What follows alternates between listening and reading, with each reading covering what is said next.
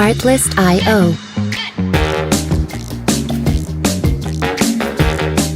What's up, guys, and welcome to the Gun Report for the Arsenal vs Everton pre-match report. A big game against Everton. Obviously, last week their match got postponed against Liverpool, so they won't be happy with that. Because they're off the back of a big win going into that game, so they're in the best form. But I mean, we have to win this game at home. We have to win this game. I don't think Gabriel will be back.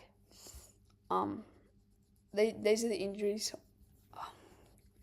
So yeah, for them, they don't really have that many big injuries. I don't think none of these players would start for them, but I still think we have to win this game.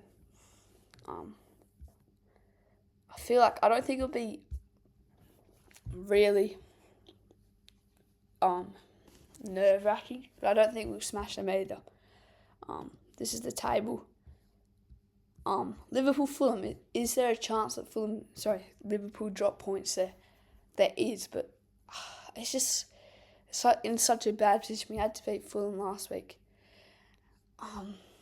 Chelsea of Brentford, I don't see Chelsea losing that game. Newcastle-Leicester's another game. I don't think Newcastle will lose that. If Tottenham lose to Southampton, I think Ange could be out of the job, or there could be questions around it, because they did lose to Ipswich. They're off the back of a loss to Bournemouth and Chelsea. Not going well for Tottenham at the moment. That's a good thing. I also think if Wolves lose to Ipswich, then I think Gary O'Neill could be out of the job. Someone who did so well at Bournemouth, and he's done well at Wolves apart from this season. I just don't know. I feel like he took them from a side who was 20th, and they looked like going down, and I think it was the middle of the season, and then he finished like 12th. No, I don't think that's entirely true. But he got them out of the relegation zone, and this Wolves side is a good side. They've got good players. I think I've talked about this in a few episodes, but I just feel like nothing's going right for them at the moment. And if they lose to Ipswich, it could be Gary O'Neill out of the job. That's an interesting thing to think about. But yeah, must-win game. Let's go to the predicted starting 11. Sorry about this. In goals, obviously, David Raya. No reason why he shouldn't be there. It gets interesting here. I think Timber will start, considering he came to the bench. Gabriel and Kivior. I don't know about Kivior. I think he played pretty poor against Fulham. I can't remember. I think he played against Sporting and played really well. No, Gabriel played against Sporting. He played one game before Fulham, which I was impressed by him. I'm trying to remember that. I can't remember it at the moment. At left back, I've kind of given it away having Timber at right back. I kind of want Lewis Kelly at left back. Just for he did play well in the Champions League. Will that carry over to the Premier League? We'll see. I feel like I don't like Partey starting right back every game, and it's a good opportunity to grow Lewis Kelly. And against this team, we should be winning. Worst case scenario, you can always move Timber to left back and move Partey to right back, or you can move Kivior left back, Timber centre back. That's a bit more complicated. Midfield wise, I think I want Rice and Moreno just because we started that against Monaco.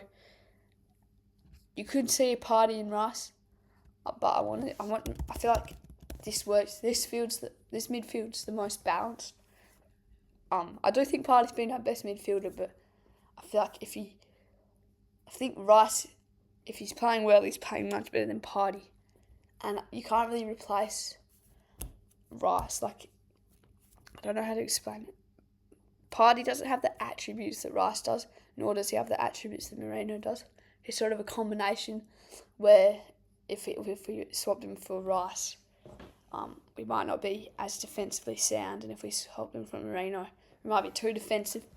That's kind of how I see it. Saka, he's been in great form. Havertz has to start. He scored in the last game. And also, Jesus has been in horrible form. I think we'll start Trossard. I feel like Martinelli it isn't working right now. I think this is kind of the first time I've really trusted Trossard. Well, I always trust Trossard, but this is one of the first times I've started him.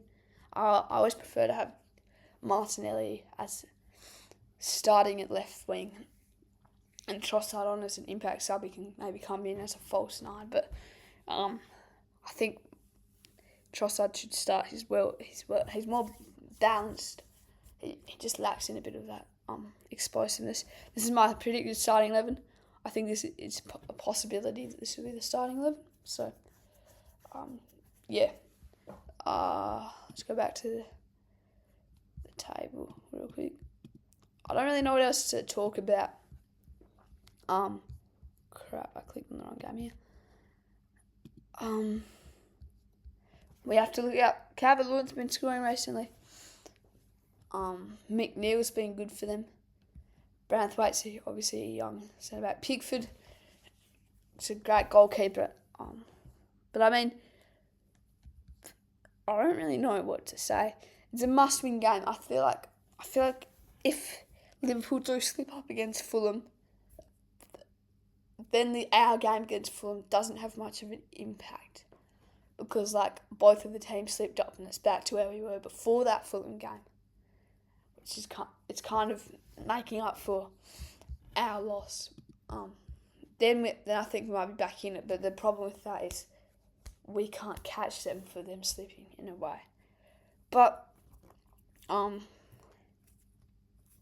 don't know, that might have been really confusing what I just said.